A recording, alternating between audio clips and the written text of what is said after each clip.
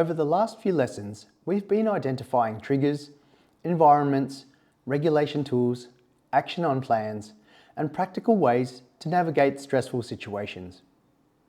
Now I'd like to introduce another important concept that's played a significant role in my own recovery journey: safe spaces. When people hear the term safe space, sometimes they think it means avoiding the world or hiding away from difficult situations. That's not what we're talking about here.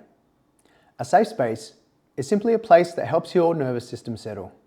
It's a place where you can regroup, recover, regulate, and reconnect with yourself. Over the years, I've discovered that certain environments have an almost immediate effect on my stress levels.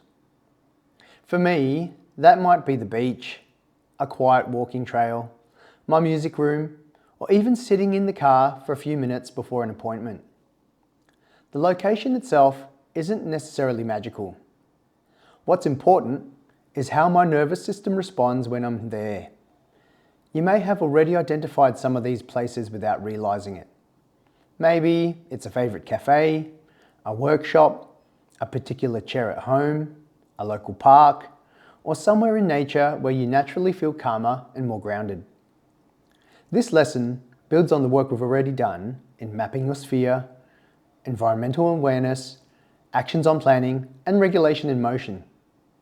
Because once we know what environments challenge us and what environments support us, we can begin making more intentional choices about where we spend our time and how we recover.